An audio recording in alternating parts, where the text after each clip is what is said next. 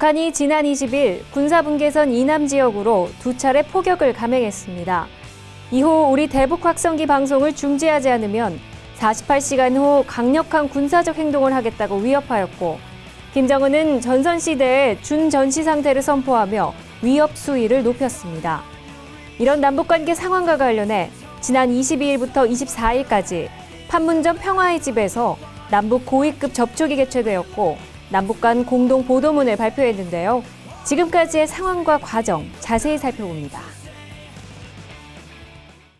안녕하십니까. 유니TV 한반도는 지금의 민경나입니다. 오늘은 통일부 정세분석총괄과 임예지 사무관을 모시고 이 남북 고위급 접촉을 통한 합의 과정을 다시 한번 짚어보겠습니다. 사무관님 안녕하세요. 안녕하세요. 지난 20일 이 북한이 포격 도발을 한 이후 남북 간 고위급 접촉 공동 보도문이 발표된 25일까지 참 길었던 한 주였습니다. 모두 마음 졸이며 상황을 지켜보았는데요. 먼저 북한의 포격 도발 직후 상황부터 말씀해 주시죠. 네, 지난 20일 오후 우리 군은 MDL 이남 지역에서 두 차례에 걸친 북한의 포격 도발을 포착하고 이에 대응하여 수십여 발 대응 사격을 했습니다.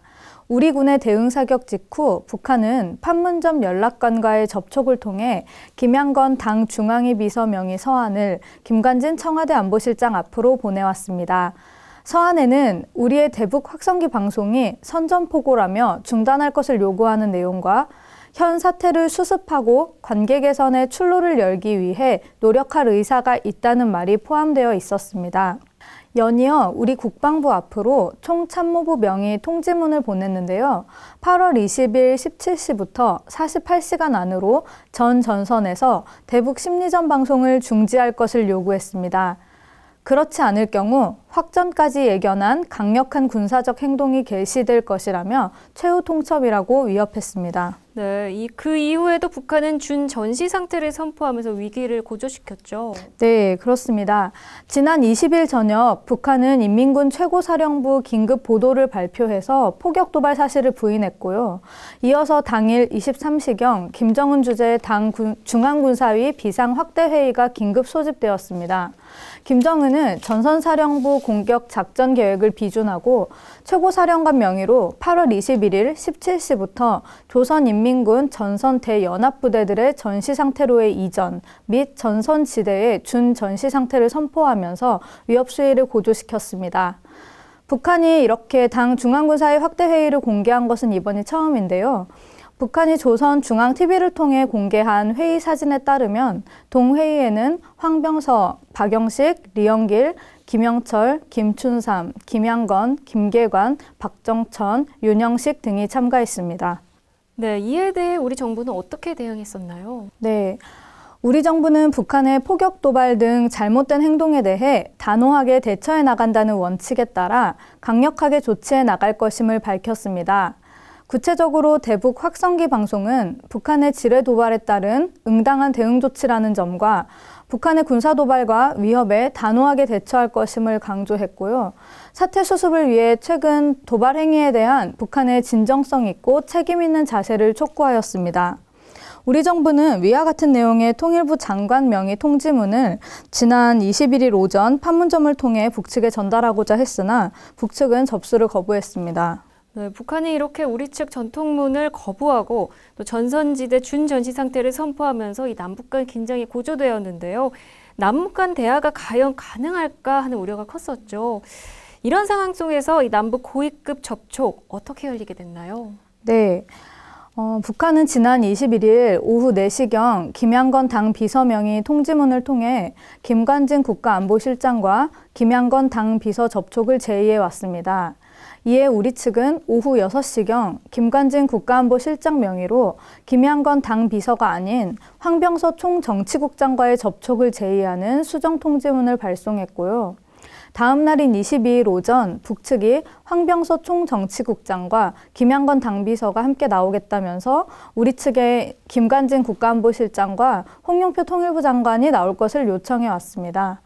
우리 측은 이러한 북측의 의견을 받아들여 남북 고위급 접촉이 성사되게 된 것입니다. 네, 이거 정말 예상치 못한 순간 극적으로 성사된 이 남북 고위급 접촉이었는데요. 상호 간 입장차가 좀 있었죠? 네, 그렇습니다.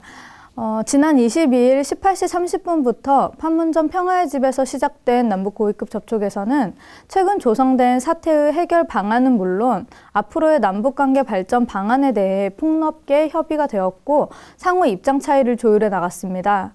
우리 정부는 이번 회담의 성격이 무엇보다도 최근 일련의 사태를 야기한 북한의 도발 행위에 대한 북한의 사과와 재발 방지가 가장 중요한 사안이며 확실한 사과와 재발 방지가 없는 한 정부는 확성기 방송 등 상응하는 조치를 계속 유지할 것이라는 입장이었습니다. 북한이 도발 사실 자체를 계속 부인하고 있어서 상호 입장 조율하는 것 자체가 힘든 과정이었는데요.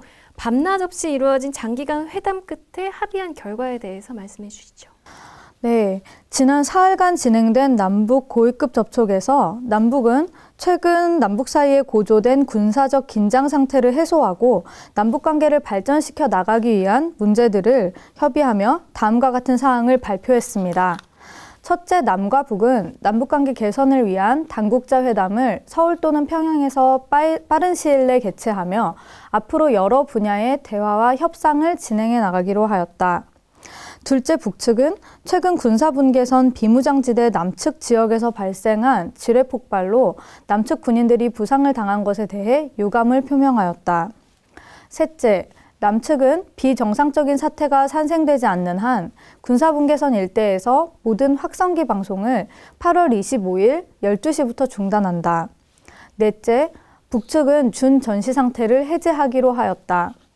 다섯째, 남과 북은 올해 추석을 계기로 이산가족 상봉을 진행하고 앞으로 계속하기로 하였으며 이를 위한 적십자 실무 접촉을 9월 초에 갖기로 하였다. 여섯째, 남과 북은 다양한 분야에서의 민간 교류를 활성화하기로 하였다. 이상입니다. 북한도 고위급 접촉이 끝나자마자 25일 새벽 2시경 끝난 사실과 함께 공동 보도문을 중앙통신을 통해 발표했습니다. 앞으로 북한의 태도와 추가 남북 간 대화 접촉 동향 등을 좀 더 지켜봐야 할 것 같습니다. 네, 40시간 이상 밤새 이루어진 기나긴 협상 끝에 이 남북이 극적으로 합의를 이루어냈는데요. 신중하게 결정한 만큼 합의한 내용이 잘 지켜질 수 있길 바랍니다. 지금까지 통일부 정세분석총괄과 임예지 사무관과 함께했습니다. 사무관님 고맙습니다. 감사합니다. 한반도는 지금 여기서 마칩니다. 함께해 주신 여러분 고맙습니다.